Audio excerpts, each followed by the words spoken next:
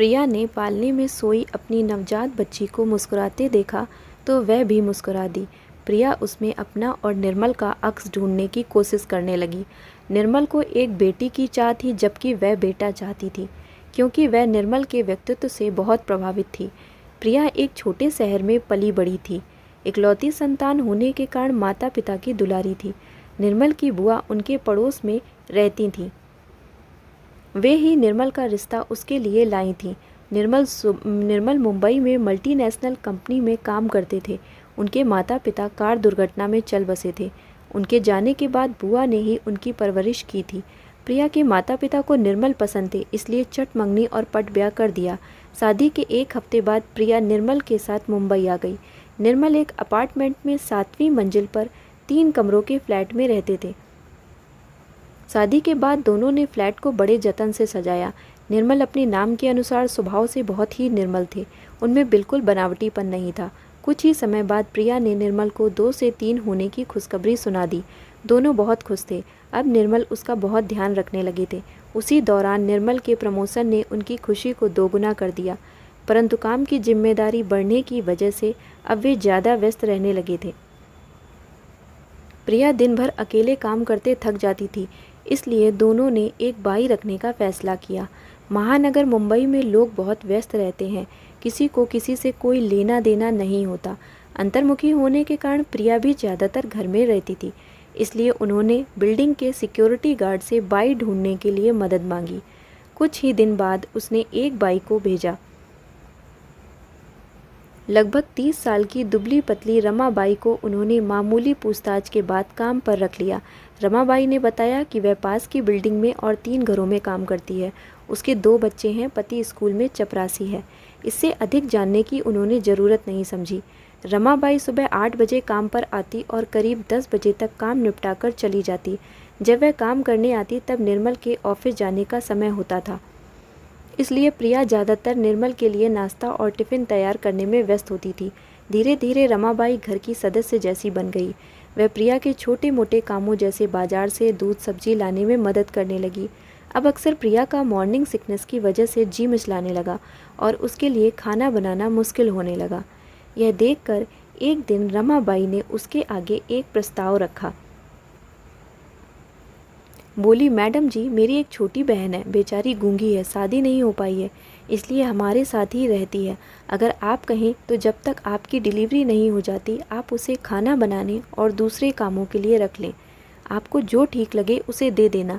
सुबह मैं साथ ले आया करूँगी और शाम को साथ ले जाया करूँगी। प्रिया और निर्मल को उसकी बात जंच गई, इसलिए उन्होंने हाँ कह दिया। अगले ही दिन रमाबाई अपने साथ 22-23 वर्ष की लड़की को ले आई। उसने उसका नाम सीमा बताया। सीमा देखने में बहुत सुंदर थी। प्रिया को उसके गूंगे होने पर बहुत तरस आया। सीमा उनके घर खाना बनाने का काम करने लगी। वह सभी काम बहुत अच्छे तरीके से व समय से पहले कर देती। वह प्रिया को समय से फल काटकर खिलाती, समय पर खाना खिलाती। पति पत्नी दोनों सीमा के काम से बेहद खुश थे। कभी कभी निर्मल को ऑफिस के काम से बाहर जाना पड़ता, तब प्रिया सीमा को रात को घर पर रोक लेती। सीमा निर्मल का कुछ विशेष ही ध्यान रखती थी, परंतु प्रिया को इसमें कोई बुराई नज़र नहीं आई, इसलिए उसने उस पर कुछ ज़्यादा ध्यान नहीं दिया। फिर उन दिनों अक्सर तबीयत खराब रहने के कारण वह परेशान भी रहती थी। हालांकि प्रिया को सीमा का निर्मल के बूट पॉलिश करना और बाथरूम में कपड़े रखना शुरू में अखरता था, परंतु दूसरे ही क्षण वह इसे नारी सुलभ जलन समझकर भूल जाती।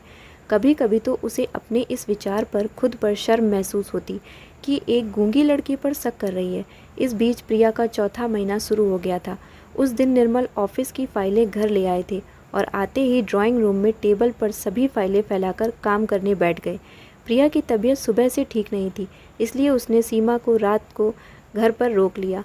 खाना खाकर वह बेडरूम में आराम करने लगी और निर्मल अपना काम निपटाने में व्यस्त हो गए। करीब रात के 1 बजे कुछ आवाज़ों से उसकी नींद टूट गई। निर्मल बिस्तर पर नहीं थे। उनके तेज़ तेज़ बोलने की आवाज़ आ रही थी। वह ड्राइंग रूम की ओर तेज कदमों से भागी। वहाँ का दृश्य देखकर अवाक रह गई। सीमा एक ओर खड़ी रो रही थी। उसके कपड़े अस्त व्यस्त और कई जगहों से फटे थे। प्रिया को देखकर निर्मल हकबका कर रह गया। प्रिया, मैंने कुछ नहीं किया, ये अचानक आकर मुझसे लिपट गई। जब मैंने इसे पीछे धकेला तो इसने अपने कपड़ों को फाड़ना शुरू कर दिया। सीमा लगातार रोए जा रही थी। वह प्रिया के गले से लिपट गई।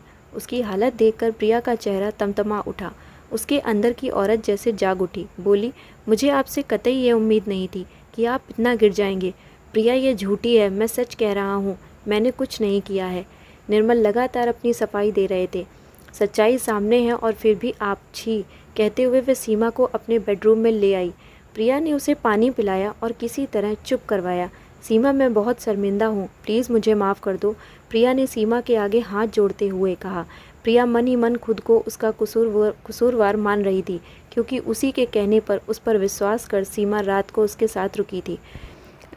फिर उसने उसे अपने साथ ही सुला लिया। अगले दिन रमाबाई के आते ही सीमा ने रो रो कर और इशारों से उसे सब कुछ बता दिया। वह बार बार निर्मल की ओर इशारा करके रो रही थी। उसकी हालत देखकर रमाबाई ने हंगामा खड़ा कर दिया। उसने उनके सामने ही पुलिस को फ़ोन कर दिया। प्रिया और निर्मल ने उसे रोकने का भरसक प्रयत्न किया। क्या मैडम जी, तुम भी अपने आदमी को बचाना चाहती हो? सीमा की जगह तुम्हारी बहन होती तब क्या करती? रमाबाई गुस्से से बोली। 10 मिनट में पुलिस की वर्दी में एक आदमी उनके सामने खड़ा था। निर्मल उसे और रमाबाई को अपनी सफाई देते रहे, पर दोनों ने उनकी एक न सुनी। प्रिया दोनों हाथों से सिर पकड़े वहीं सोफे पर चुपचाप बैठी रही। पुलिस वाले ने निर्मल को थाने चलने को कहा। निर्मल बहुत घबरा गए। वे मिन्नतें करने लगे। आखिर उस पुलिस वाले ने 50,000 पर रमाबाई और निर्मल में समझौता करवा दिया। अचानक बच्ची के रोने की आवाज़ से प्रिया की तंद्रा भंग हुई। वह भूतकाल से वर्तमान में लौट आई। वह उठकर बैठने का प्रयास करने लगी। तभी बाहर से निर्मल उसके माता पिता के साथ कमरे में दाखिल हुआ और उन्होंने लपक कर बच्ची को गोद में उठा लिया। अपने माता पिता को देखकर प्रिया के पीले पड़े चेहरे पर खुशी फैल गई।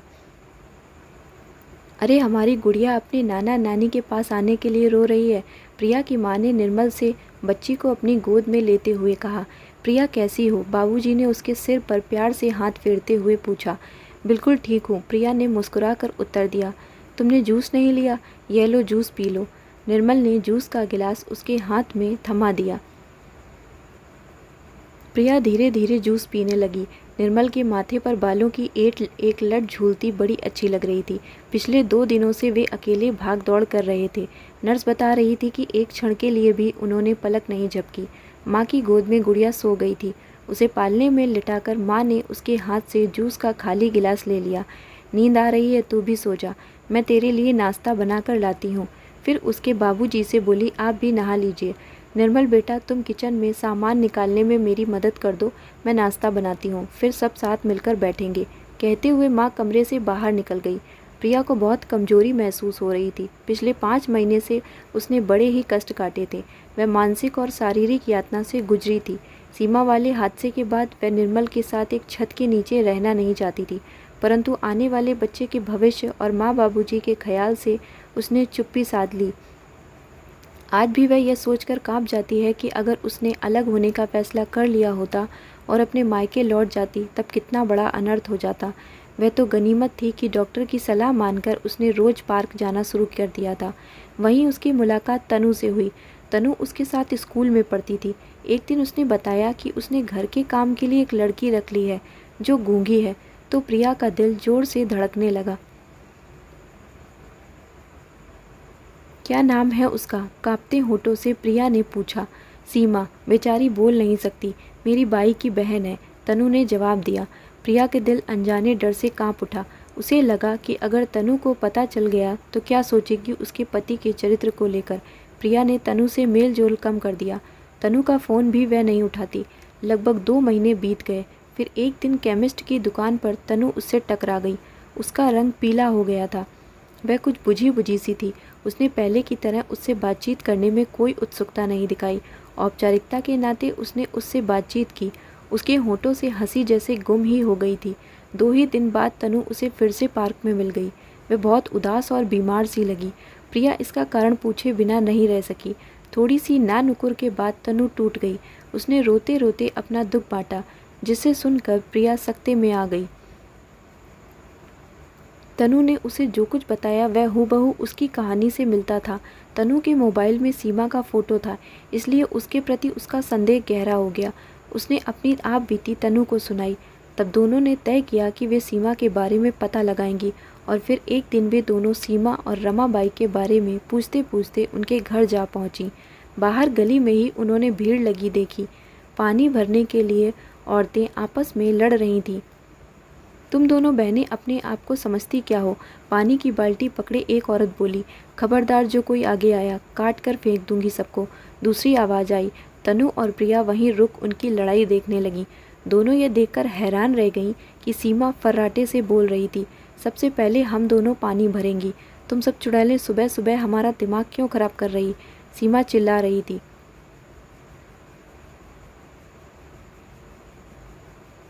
तनु प्रिया का हाथ पकड़कर उसे खींचते हुए गली से बाहर ले आई। यह सीमा गूंगी नहीं है, देखा कैसे फर्राटे से बोल रही है? प्रिया ने कहा। हाँ प्रिया, इसका मतलब इन दोनों ने जो हमारे साथ किया वह सोची समझी साजिश के तहत किया। तनु ने गुस्से से कहा।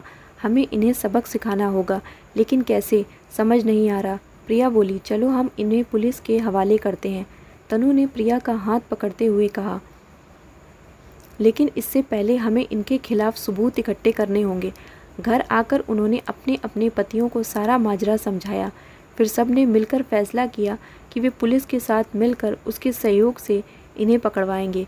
फिर चारों थाने में गए और अपने साथ हुई ठगी की आप बीती सुनाई। पुलिस ने सबसे पहले मालूम किया कि वे दोनों फिलहाल कहाँ काम कर रही हैं।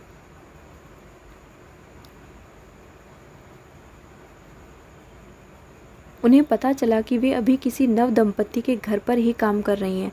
तब पुलिस ने उस दंपत्ति के साथ मिलकर उनका भांडा फोड़ने की योजना बनाई। संयोग से उनके घर में सीसीटीवी कैमरा लगा था। कुछ ही दिनों में रमाबाई और सीमा ने वहाँ भी ऐसा ही खेल खेला, परंतु कैमरे में उनकी सारी हरकत कैद हो गई और जो आदमी पुलिस की वर्दी में आया वह रमाबाई का शराबी पति था, जो पहले दंपत्ति को डराता धमकाता था और फिर पैसे लेकर समझौता करवाता था। उन तीनों को ठगी करने के जुर्म में जेल हो गई। प्रिया की माँ उसके लिए नाश्ता ले आई थी। उन्होंने प्रिया के सर पर प्यार से हाथ रखा तो प्रिया मुस्कुरा दी।